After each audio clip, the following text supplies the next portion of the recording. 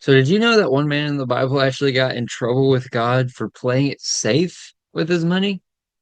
So by the end of this video, you'll see money in a whole new light and how God sees it, and you'll also learn how to manage it properly, so that way, one, you can be blessed, and two, you can be a blessing for others and the ones around you. It's weird to talk about money, and I'm saying this as a financial coach with 2 years of experience. I've been studying personal finance for over 4 years. A lot of Christians think that wanting it is wrong, and we even just fear the opportunity of making a lot of money. That puts us in a state where we are frozen. Here's what I'm really getting into. Doing nothing is very much a decision as well. Time keeps going. We can't sit around and do nothing. So it is costing you a lot more than you think. And I want that to be solved today. I want to explain a little story about how we're going to go through the parable of talents and how, if you know the story, how he buried his money. The reality is, as a financial coach, how I almost buried mine. Like I said before, I've been a financial coach for over 2 years. That means I help people with how they handle money, more so specifically for Christians now. I've studied personal finance. I've studied the Bible. I've studied Dave Ramsey's material. I'm actually a Dave Ramsey certified financial coach. I've helped a client of mine named Joseph handle his credit card debt because he just couldn't say no. He couldn't figure out how to clear it. I've helped a client of mine, Jose, actually pay off his truck 2 years early, create a vision for the future that he wants and how he can get that financially. Three, I helped a client of mine named Tyron, who was already doing pretty decently well with money, but just simply get more organized, honestly, just off of a couple calls or two. Helped him get more organized and helped him figure out what he needed to do to start investing for the future. So I say all that to say that this was all before this story happened. So now explaining this story. When I got into financial coaching full time, I was making content online. I was trying to advertise my business that way. I was making a bunch of videos on YouTube, stuff like that. And I did this for about 6 months, grinding completely solo. And the reality is that I knew I needed a coach. I knew a coach was helpful. Bible says iron sharpens iron as one man sharpens another, and I knew I needed that in my life. Honestly, for 6 months, I froze. I did bury my ability. I did do that. Then finally, I ran into a financial coach as I was just getting sick and tired of doing the same thing every day for months and getting no results. Before I hired him, before I got into the call and actually got to talk to him, it was like 7 o'clock in the morning. I'll never forget. I was actually sitting here praying. I'm like, God, what do you want me to do with this? And I specifically heard him say, "You are burying your money." And I froze. I was like, "What?" And so I went back through, I was looking through the Bible, like, is this a reference to something? And I found the parable of the talents. Simply just in the first few short weeks that I was working with him, I grew more than the 6 months that I did grinding solo. So I say all of this to say that I actually did bury my money in a sense. I don't want you to make the same mistake. So pay attention to the rest of this video and you won't do that. So the parable of the talents, and simply put, a master goes on a trip and he trusts his three servants. He trusts his three servants.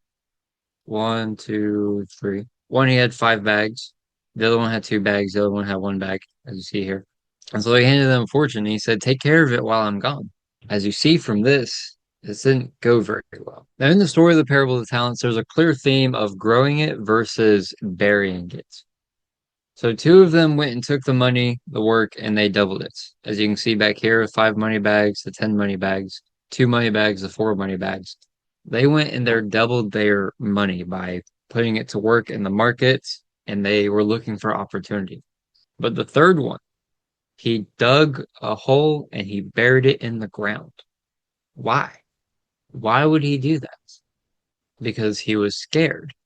He was in fear. So when the master did come back, he said to the two servants, well done, good and faithful servant. He said the exact same response to the one that turned 5 to 10 and the one that turned 2 to 4.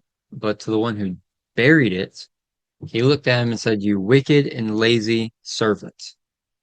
He even said, at the very least, you could have given it to the bankers and let it have returned with some interest when I came back. He did not. Completely buried it, hid it away. Jesus is actually explaining the story. This was all a parable, by the way. He was explaining the story, and he's telling us that playing it safe as a Christian is not a real choice. He didn't just call him lazy or a procrastinator, he called him wicked for burying. God, his resources. The question I ask you is, are you going to be called well done, good and faithful servant, or are you going to be called a wicked and lazy servant? I'm sure we all want to be called well done. So simply here is how. It was never their money. It was the master's money in the story. God owns it all. And you and me, we are just managers of it. Stewardship simply means managing what is not yours. We are simply here to manage what is not ours. And we're supposed to do well with it. We're supposed to do right with it, righteously by it, with it. So our job as managers, as stewards, is to grow it. The Bible says to be faithful with little, you will be given much. As a matter of fact, in the parable of the talents, the two servants that were faithful and multiplied their money, the master actually said something along the lines of, congratulations, since you were faithful with this much, I'll put you as kings, lords over much more, essentially. They were proven faithful and then they were given more. That's how it works. That's how it works. When you're faithful and you act on that faithfulness and you are done righteously by it, then you will be given more. You're not given, it's not if you give me more, then I will be faithful. That's why it blows my mind all these broke people go to the scratch off tickets to try to win $1 million saying, if God will give me this, I'll be faithful with it. No, you got it backwards. You got it completely backwards. And they give you a little scripture. Psalms 24:1 says that the earth is the Lord's and everything in it. Everything is the Lord's. And so our jobs is just to manage it properly. That is what stewardship means. And that is what you are called to do. With all that said, what are you going to do today? I would encourage today. 3 things I recommend. One is to make time to grow yourself. It's to read, it's to learn, it's to sharpen your skills.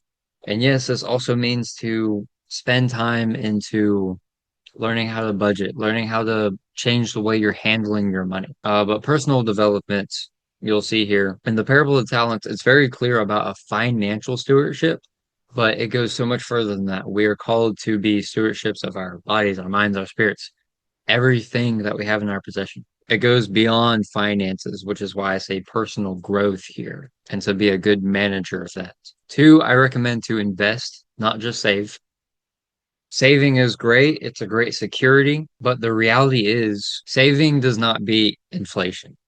It might be able to match it, but it does not beat inflation. However, investing into yourself, investing into your business, investing into others' businesses, that's what the stock market actually is. That allows your money to multiply, or at least that allows you, if you invest it into yourself, that allows you to multiply so that way you can multiply your ability to make money. You see what I'm saying here? That's how career works. That's how you make more money. There is no get rich quick scheme. And 3, finally, train your eyes to look for opportunity instead of problems, to look for abundance instead of scarcity. Going back to the other 2 servants, both of these servants who were the one that given the 5 bags and one given the 2 bags, they looked for opportunity. That's why they went to the market and they seeked opportunity for it to multiply, and they were successful. They were not scared. Well, not that they weren't scared, they just didn't act on it. And the third one, who was given 1 money bag, he was scared. He didn't go into the market. He was like, I don't know what to do with this. I'm just going to bury it. I'm going to wait for him to come, my Lord to come back. So that's what I mean when I say look for opportunity, look for abundance. So more than anything, I want this to sink in. Playing it safe is not the same as being faithful. It's actually quite the opposite. So fear will make you freeze if you let fear control you.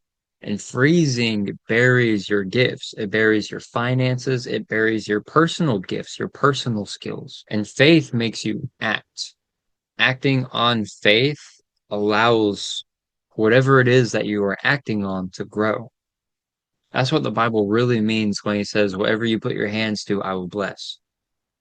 Putting your hands to, that is an action. God has given the word.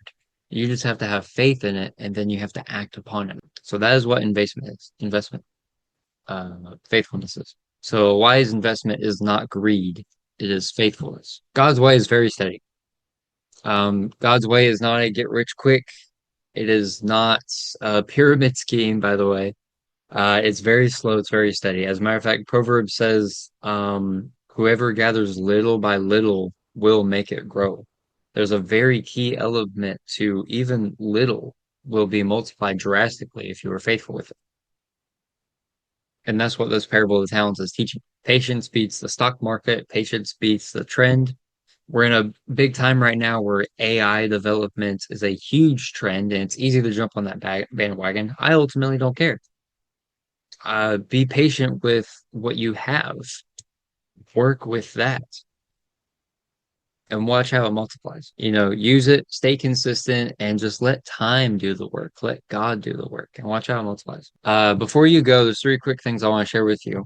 So one, if you watch this before the 17th, on the 17th of July, 3 p.m. Eastern Standard Time, I'm going to be doing a live money sermon Q&A. I'm even going to be giving away some free gifts. This is going to be the first real live stream ever. And so that's going to be really fun. That's free live stream workshop. And so I really want you to be there. If you can be there, please be there. Two, if this video has helped you out, has inspired you, has motivated you, has given you some insight, then please like and follow.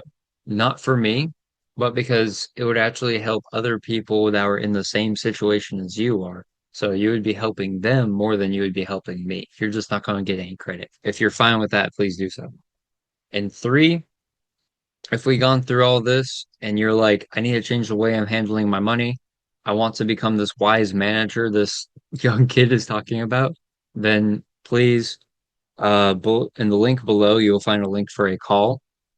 Hop on a call with me. I'll explain everything. I'll talk to you about your situation, and I'll see if the Freedom Finders program, my personal program that helps people go from broke to wise managers with their money, understanding the mindsets, being aligned with God, and finally how to multiply. Let's hop on a call, let's talk, and I'll explain all that. As a matter of fact, before I go, right now I'm even doing a free trial. So if you hop on the call and you're like, I want to try this, I'll give you a week with me for free.